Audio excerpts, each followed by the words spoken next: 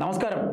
Palakkad MLA Rahul മാങ്കൂട്ടത്തിനെതിരെ party നടപടി ഇപ്പോൾ നടപ്പിലാക്കും, അല്ലെങ്കിൽ പുകഞ്ഞുകൊള്ളി പുറത്ത് എന്ന രീതിയിൽ ബഹുമാനപ്പെട്ട മുതിർന്ന നേതാവ്, കോൺഗ്രസിന്റെ മുതിർന്ന നേതാവ് കെ മുരളീധരൻ പറയുമ്പോൾ, അതായത് പൊക്കിൾ കൊടി ബന്ധം വരെ വേർപെടുത്തുന്നു, അല്ലെങ്കിൽ ഞങ്ങൾക്കിനി രാഹുൽ മാങ്കൂട്ടത്തിന് ഇനി കോൺഗ്രസ് പാർട്ടിയുമായി യാതൊരു ബന്ധവുമില്ല, ബന്ധം വേർപെടുത്താൻ പോകുന്നു എന്നൊക്കെ പറയുമ്പോഴും അത് രാവിലെ കെ മുരളീധരൻ സംസാരിച്ചതാണ്.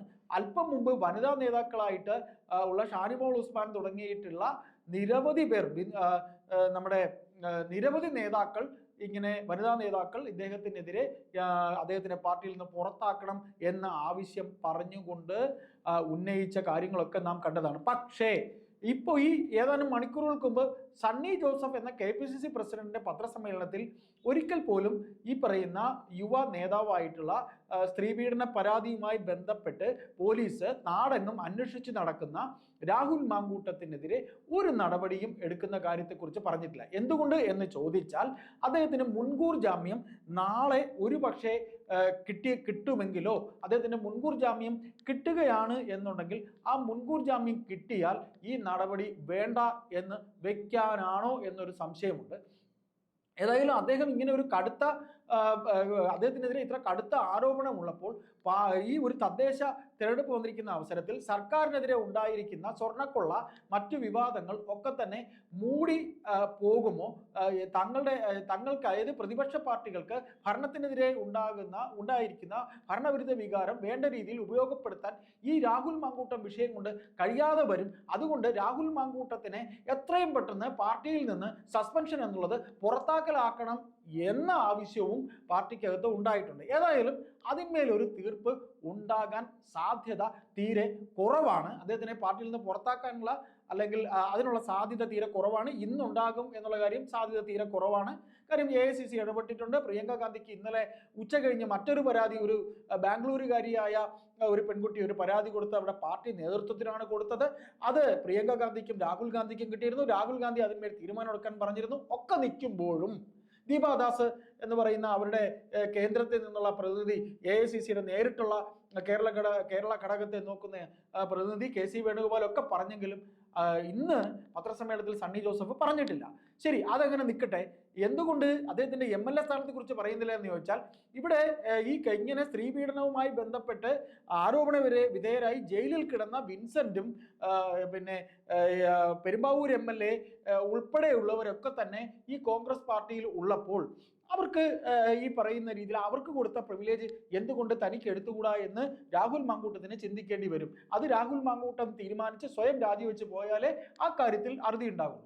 ഏതായാലും രാഹുൽ മാങ്കൂട്ടത്തിനെ എന്തുകൊണ്ട് ഈ അവസരത്തിൽ ഇങ്ങനെ അദ്ദേഹത്തിനെ കോർണർ ചെയ്തുകൊണ്ടൊരു നീക്കം ഉണ്ടായെന്ന് ചോദിച്ചാൽ, നാളുകളായി, അതായത് നിലമ്പൂർ ഉപതെരഞ്ഞെടുപ്പിന് മുമ്പ് തന്നെ, അതായത് പാലക്കാട് ബൈ ഇലക്ഷൻ കഴിഞ്ഞ അവസരത്തിൽ ഒക്കെ തന്നെ കോൺഗ്രസിലെ ഒരു മുൻ MLAയുടെ മകളുമായി ഈ പറയുന്ന രീതിയിൽ പിന്നെ രാഹുൽ മാങ്കൂട്ടത്തിന് പ്രണയമുണ്ടായിരുന്നു, അല്ലെങ്കിൽ ആ MPയുടെ മകൾക്ക് പ്രണയമുണ്ടായിരുന്നു, വിവാഹ വാഗ്ദാനം നൽകിയിരുന്നു. പക്ഷേ എന്നിട്ട് ഒടുവിൽ രാഹുൽ മാങ്കൂട്ടം ഒഴിഞ്ഞു മാറിയിരുന്നു. അതിൽ ആ MPക്ക് കടുത്ത നീരസമുണ്ടായിരുന്നു. അങ്ങനെ ആ പഴയ MP അദ്ദേഹം രമേശ് ചെന്നിത്തലയോട് ഇത് പറയുന്നു, ആലപ്പുഴയിലെ മറ്റൊരു പ്രമുഖ മുതിർന്ന നേതാവിനോട് പറയുന്നു, VD സതീശനോട് പറയുന്നു. അങ്ങനെ ഈ MP പറഞ്ഞതിന്റെ അടിസ്ഥാനത്തിൽ VD സതീശൻ രാഹുൽ മാങ്കൂട്ടത്തിനോട് സംസാരിക്കുന്നു. രാഹുൽ മാങ്കൂട്ടം അപ്പോഴത്തേക്കും ഇത് തൻ്റെ പേഴ്സണൽ കാര്യമാണെന്നും അതിൽ താങ്കൾ ഇടപെടേണ്ട എന്നും മറുത്ത് മുഖം കറുപ്പിച്ച് VD സതീശനോട് പറയുന്നു. അതുവരെ VD സതീശൻ പറയുന്ന കാര്യങ്ങൾ മുഖവിലക്കെടുത്ത് കേട്ട് നടന്ന രാഹുൽ മാങ്കൂട്ടത്തിന്റെ ഇത്തരത്തിലുള്ള തിരിച്ചുള്ള ആ ഒരു മറുപടി VD സതീശനെ ശരിക്കും അസ്വസ്ഥനാക്കി.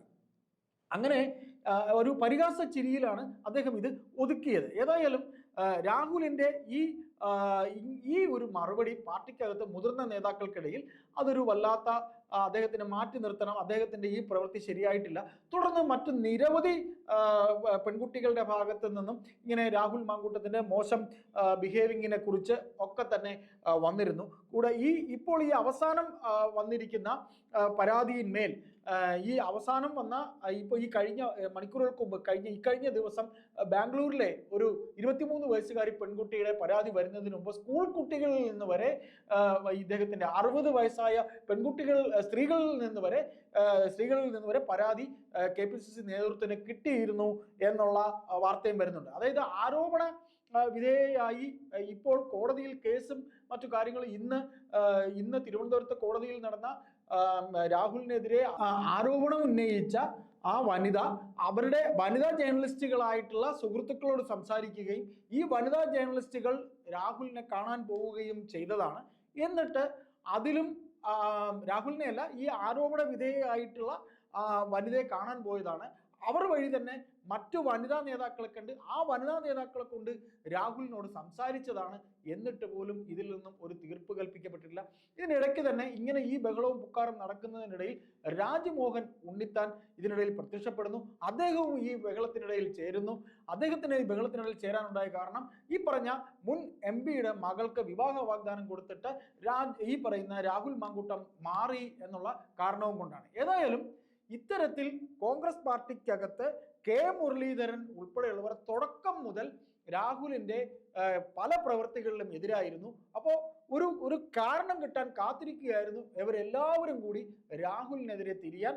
അതുകൊണ്ടാണ് രാഹുലിൻ്റെ ഇപ്പോഴുണ്ടായിരിക്കുന്ന ഈ കോടതി നടപടികൾ ഉണ്ടാകുന്ന ഈ അവസരത്തിൽ പാർട്ടി ഒന്നടങ്കം അദ്ദേഹത്തെ മാറ്റി നിർത്തുന്ന രീതിയിലേക്ക് വന്നിരിക്കുന്നത്. അപ്പോൾ നമ്മൾ തുടക്കത്തിൽ പറഞ്ഞതുപോലെ മുരളീധരൻ പറഞ്ഞിട്ടും വനിതാ നേതാക്കൾ പറഞ്ഞിട്ടും ഇപ്പോഴും കോൺഗ്രസ് പാർട്ടിക്ക് രാഹുലിൻ്റെ കാര്യത്തിൽ അദ്ദേഹത്തിനെ പാർട്ടിയിൽ നിന്ന് പുറത്താക്കണം എന്നുള്ള കാര്യത്തിൽ വ്യക്തമായ തീരുമാനം എടുക്കാൻ ഉണ്ടായിട്ടില്ല. കാര്യം KPCC പ്രസിഡന്റ് പത്രസമ്മേളനത്തിന് മുമ്പ് മറ്റു ചില ഇടപെടലുകൾ ഇതിനുള്ളിൽ നടന്നിട്ടുണ്ടോ എന്ന് നമുക്ക് സംശയിക്കേണ്ടി വരും.